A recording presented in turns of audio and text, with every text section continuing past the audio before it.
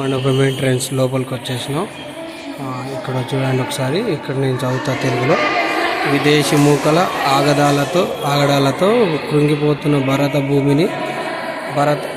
భూమిని ముస్లిం రాక్షసత్వం వలన పీడించబడుతున్న హిందూ సమాజమును అంతరించిపోతున్న భారతీయ సంస్కృతిని రక్షించే పుత్రుడు కావాలని జీజీఐ పార్వతీ పరమేశ్వర్ని ప్రార్థించింది. ఆ ఫోటో ఇక్కడ మనం క్లియర్గా చూడవచ్చు. తర్వాత మళ్ళీ ఇంకా ఇక్కడ చూడండి, నేను చూపిస్తాను కొంచెం. పార్వతీ పరమేశ్వర ఆశీస్సులతో జీజాబాయి గర్భవతి అయింది. గర్భంలో ఉన్నది శివాజీ, అందువలనేమో గర్భవతిగా ఉన్నాయి. జీజాబాయికి పర్వతాలను ఎక్కాలని, ఖడ్గం ధరించి యుద్ధానికి వెళ్ళాలని, సింహాసనం మీద కూర్చోవాలని అనిపించేది. 1630 ఫిబ్రవరి 19 పాల్గొన శుద్ధ త్రయోదశి రోజున హస్త నక్షత్రం సింహలగ్నంలో జిజియామాతకు పుత్రోదయమైంది. శివనేరి కోట యందు ఆ కుమారుడు శివాజీ మహారాజు తండ్రి షాహాజీ. చూడండి సెకండ్ ఫోటో ఇది. ఇక్కడ తల్లి జీజియాబాయి సంకల్పం ఆశయాలకు అనుకూలంగా బాలుడైన శివాజీపేరి పెద్దవాడవచ్చున్నాడు. ఫోటో తీసుకోవచ్చుగా, నిలబడి చూస్తాను. రక్షించడం కార్యాలను ప్రసాదించమని జగదక్షుడైన పరమేశ్వరుని దగ్గర ప్రతిజ్ఞ చేస్తున్న శివాజీ. ఎదుగుతున్న శివాజీ ఫోటో ఇది. శివాజీని తయారవుతున్న బాల సైనికులు బోధలు చేసిన వీరనారిమాత జిజియాబాయి. ఫోటో ఇక్కడ చూడవచ్చు, క్లారిటీగా ఉంది చాలా. ఇది నాకు తెలుగులో మిస్టేక్లు ఉంటే మేము కొద్దిగా అనుకోవద్దు, స్పష్టంగా పలకడం రావట్లేదు. అవి చూడండి, ఇది కోట శివాజీ గారు. పూనా నగరంకు దగ్గరలో కొండలోని కనాడ లోయల తోరణ అనే కోటను తన తోటి యువ సైనికులతో కలిసి 1645-1646 మధ్య శివాజీ గెలిచి సంపాదించాడు. ఆ కోట దగ్గరలో ఉన్న మురుంబాదేవి అనే పర్వతంను కూడా స్వాధీనపరుచుకొని దాని మీద రాజుగఢ్ అనే కోటను అతి చిన్న వయసులో 16 సంవత్సరంలో శివాజీ నిర్మించాడు. పక్కన ధ్యాన మందిరంలో ఆ కోట నమూనాను చూడవచ్చు. చూడండి, కోట చాలా అద్భుతంగా ఉంది. ఈ ధాన్య కోటను మన శివాజీ గారు 16 సంవత్సరంలో జయించినమాట. పూనాలో రాజుగఢ్ దానికి పేరు పెట్టిన దాని మీద కోటను కూడా నిర్మించాడు. కోటలు దిగచ్చు కదా, నేను దిగుతుండే అన్ని వీడియోలో చేసుకుంటూ శివాజీ గారు ఇది నావల్ చూపిస్తున్నాడు. ఆ ఏడి 1654లో 1679 కాందేరి కొలంబ కర్ణాటకలోని కర్వార్ అనే సముద్ర తీర కోటలను జయించాడు. తను నిర్మాణం చేసే హిందూ సామ్రాజ్యానికి నావిక దళం కూడా అవసరమని ఫ్రెంచి దేశపు నిపుణులను కూడా తీసుకొని రకరకాల నావిక సైన్యంను తయారు చేశాడు. యుద్ధ నౌకలుగా గల్బట్, గురుబా, తలండి, తిర్మటి, మాగిరి, తరువంగైర వ్యాపార నౌకలుగాను మంచవా, బటేలా, శిబన్, బాలవ్, మంజి అని ప్రసిద్ధం. 1674 నాటికి శివాజీ దగ్గర యుద్ధ నౌకలు 85 ఉన్నాయి. అడ్మిరల్గా శ్రీమానికి బండారి 1654-1679 వరకు ఉన్నారు. శివాజీ చనిపోయిన తర్వాత యుద్ధ మరియు 800లో కుమారుడు సంభాజీ వృద్ధి చేసింది. నెక్స్ట్ చూద్దాం. భారతదేశంలోని ముస్లిం సుల్తాన్ ఆదిల్ షాహీకి శివాజీరాజు యొక్క పురోగమనం కంఠంగింపైంది. ఒక తాంబూలంను కొలలో పెట్టి శివాజీ చంపిన కానీ బందీగానే తీసుకొచ్చే వీరుడు ఎవరైతే ఈ తాంబూలం భార్య సవాల్ విసిరింది. అఫ్జల్ ఖాన్ తానుగా వచ్చి ఆ పని నేను చేస్తానని సవాల్ స్వీకరించాడు.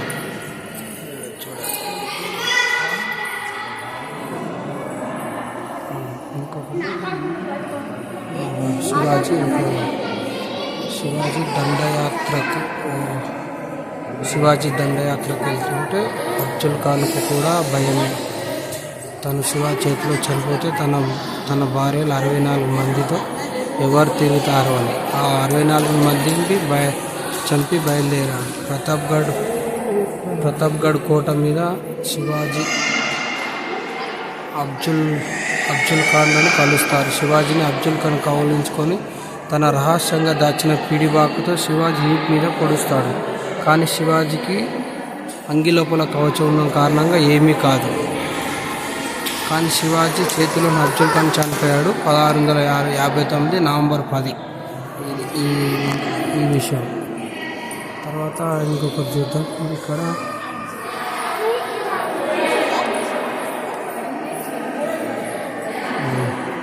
ఒకానొక సమయంలో ఫసల్గఢ్ అనే కోటలో శివాజీని చంపాలని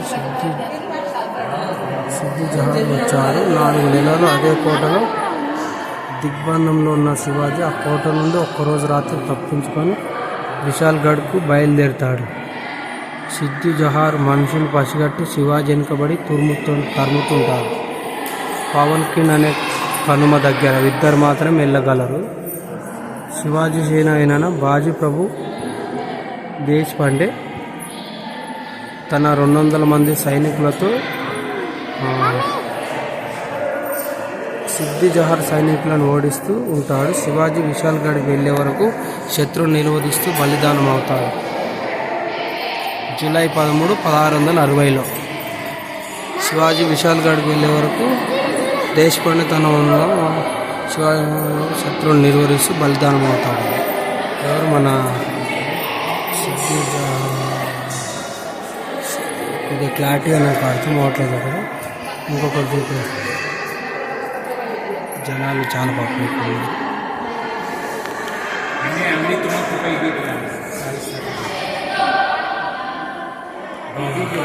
ఢిల్లీలో ఔరంగజేబ్ అధికారంలోకి వచ్చి శివాజీ వీరికి మేనమామైన షాయిస్తా ఖాను 1,00,000 సైన్యంతో పూనాకి పంపుతాడు. లక్షల సైన్యంతో ఉన్న షాయిస్తా ఖాన్ మీదకు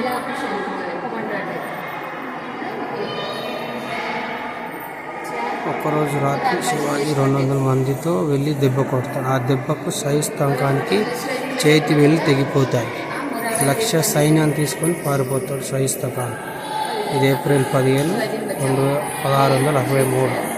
తర్వాత ఇది శివాజీ దగ్గర నుండి పారిపోయిన షాయిస్తా ఖాన్ తిట్టి ఔరంగజేబ్ ఈసారి తన దగ్గర ఉన్న దిలేర్ ఖాన్ను జయాసింగ్ శివాజీ మీద దండయాత్రకు పంపుతాడు. చాలా సైన్యంతో వచ్చిన వీరు పురందర్ అనే కోటను 15 రోజులైనా జయించలేకపోతారు. చివరికి పురందర్ కోట అధిపతి అయిన మురార్బాజీ 2 చేతులతో యుద్ధం చేస్తాడు. యుద్ధం చేసి దొంగ దెబ్బ తీసి చంపి కోటను జయిస్తారు. చరిత్రలో శివసేన మురార్బాజు కథ విశేషమైనది. జూన్ 1665. కొంచెం క్లారిటీ చూపిస్తుంది.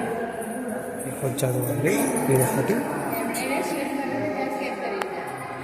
తర్వాత మళ్ళీ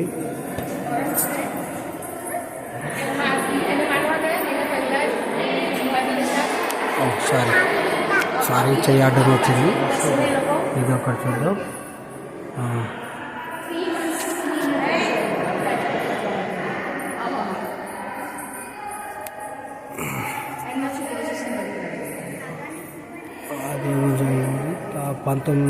జూన్ 1665 తర్వాత ఔరంగజేబు ఆహ్వానం మీద శివాజీ ఆగ్రా వెళ్ళి కలుస్తాడు. కానీ ఔరంగజేబు శివాజీని గౌరవించకుండా అవమానపరిచి గృహ నిర్బంధం చేసి శివాజీని చంపాలని ప్రయత్నిస్తాడు. శివాజీ తన అమ్మవారి భక్తుడను 40 రోజులు అమ్మవారికి పళ్ళు పూజ చేసి పంపించాలని చెప్పి ఆ విధంగా కొన్ని రోజులైన తర్వాత తన కుమారుడు సంభాజీ చెరొక్క పండ్ల బుట్లలో పడుకొని ఔరంగజేబు నుండి ఆగ్రా నుండి తప్పించుకొని మహారాష్ట్ర రాయగఢ్కు చేరుతారు. ఇదొకటి. ఇది ఆప్షన్ అన్నమాట. ఇంకోటి అక్కడ ఉంది చూద్దాం రండి. ఇది భారతదేశం ఒక ఉన్నది. దాని మీద మన వాళ్ళు అప్పుడు ఎవరెవరు పరిపాలించారు అనే దాని గురించి భారతదేశ పటం మీద అంతా ఓకే చూడండి.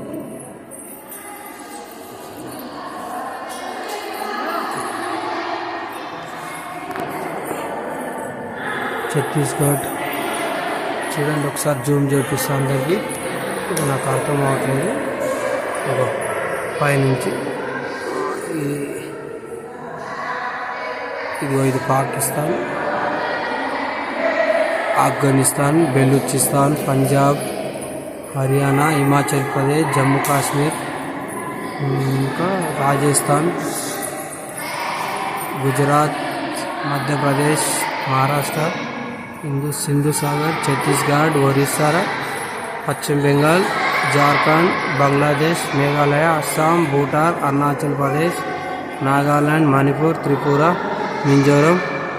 ఇది చైనా దేశం, మాండలే, ఈ బ్రహ్మదేశ్, యమునార్, తాయి భూమి, థాయిలాండ్, గంగాసాగర్. తర్వాత మళ్ళీ ఛత్తీస్గఢ్, ఇక్కడ మహారాష్ట్ర, పండర్పూర్, రత్నగిరి, సింధుధర్, బీజాపూర్, కాకతీయులు, వరంగల్, ఇది ఆంధ్రప్రదేశ్. తర్వాత కొన్ని నాకు చాలా ఎక్కువ ఉన్నాయి. తమిళనాడు, కేరళ, తిరువనంతపురం, పాండ్యులు, రామనాథపురం, సింహాలం, శ్రీలంక. ఇది మహాసముద్రం, అప్పుడు మహాసాగర్ అన్నట్టుంది. ఓకే ఇదండి. Persia, Iran. ఇక్కడ ఇరాన్ చూపిస్తుంది. ఇంకోటి అక్కడి నుంచి ఇక్కడ దాకా వచ్చిన పూనాకు దగ్గరలో ఉన్న సింహగఢ్ కోటను శివాజీ జయించి ఉన్నాడు. తానాజీ అనే సేవకునికి ఆహ్వానం పలికి సింహగఢ్ కోట విషయమై చెప్తాడు. మహారాజా, నా కుమారుడు రాయిబా వివాహం నేటికి 6వ రోజు ఉన్నది. కోటను జయించి తిరిగి వస్తే సరే, లేకపోతే తమరే నా కొడుకుని వివాహం జరిపించండి అని చెప్పి 300 మంది సైనికులను తీసుకొని తానాజీ బయలుదేరుతాడు. కోటను శివాజీ కొరకై జయిస్తాడు. కానీ యుద్ధంలో తానాజీ చనిపోతాడు. శివాజీ వచ్చి కోటను చూసి గడు ఆయా వచ్చింది, కానీ సింహం గయా పోయింది అంటాడు. నాకు అర్థం కాలేదు ఫ్రెండ్స్, ఇది ఒకసారి చదువుతాయినండి. కోటను శివాజీ కొరకై జయిస్తాడు, కానీ యుద్ధంలో తానాజీ చనిపోతాడు. శివాజీ వచ్చి కోటను చూసి గడ్ అంటే కోట ఆయా వచ్చింది, గడ్ కోట వచ్చింది, కానీ సింహం గయా సింహం పోయిందని అంటాడు. 1670 ఫిబ్రవరి 4 ఇది. తర్వాత మళ్ళీ ఇంకా శివాజీ గారు ఇక్కడ శివాజీ పుట్టినప్పటి నుండి అతని సాహసాలను, లీలను శివాజీ గురువైన సమర్థ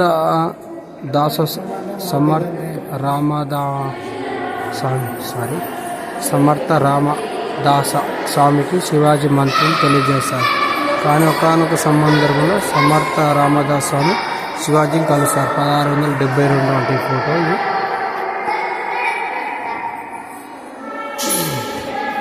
తర్వాత ఇది బ్రిటిష్ వాళ్ళు వచ్చినప్పటి నుంచి అనుకుంటా. ఇది 1645 సామ్రాజ్య నిర్మాణం మొదలుపెట్టిన తోరణకోట విజయం.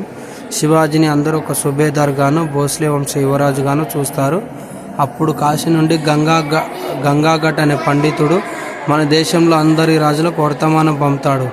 శివాజీ కేవలం మహారాష్ట్రకు మాత్రమే రాజు కాదు, యావత్ భారతదేశానికి సామ్రాట్. కాబట్టి శివాజీ మహారాజునకు పాదషాహి హిందూ సామ్రాజ్యపతిగా 1674 జ్యేష్ఠ శుద్ధ త్రయోదశి నాడు పట్టాభిషేకం జరుగుతుంది. రమ్మని ఆహ్వానం పంపుతాడు. ఈ ఉత్సవంలో యావత్ భారతదేశం నుండి రాజులు, మహారాజులు పాల్గొన్నారు. సూరత్ నుండి ఆంగ్లేయులు కూడా వచ్చి కప్పం కట్టారు. తర్వాత ఇది 1677 శివాజీ మహారాజు దక్షిణ భారతదేశ దిగ్విజయ యాత్ర బయలుదేరి హైదరాబాద్, గోల్కొండ కోట, కుతుబ్ షాహీ మీద దండయాత్ర చేస్తాడు. అతను యుద్ధం చేయకుండా శివాజీతో సంధి చేసుకుంటాడు. ఫిబ్రవరి 5, 1677 ఇది హైదరాబాద్, గోల్కొండ కోట.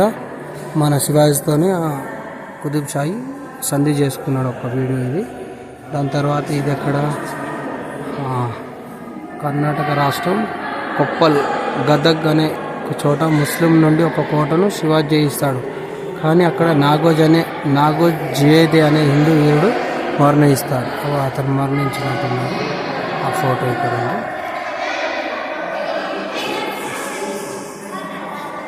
ఇదేమో గోల్కొండ కోట శివాజీ ఒప్పందాలు. ఆ ఫోటో చిత్రీకరించారు ఇక్కడ, చెక్కిరు మంచిగా. తర్వాత మళ్ళీ ఇది కుతుబ్ షాహీ దగ్గర, కుతుబ్ షా తానిషా దగ్గర మందించిన ఏనుగులు ఉన్నాయి. మందించిన ఏనుగుల ఆటలు చూద్దామని కుతుబ్ షా శివాజీతో అంటాడు. అప్పుడు కుతుబ్ షా యొక్క మందించిన ఏనుగు మీద శివాజీ సేనను ఏసాంచికం కానీ వెళ్ళి యుద్ధం చేసి వేణుగు తొండం నరుకుతాడు. భయంతో ఏనుగు పారిపోతుంది. అదే భయంతో కుతుబ్ షా వంటి పోతాడు. ఫోటో దిగుతాను.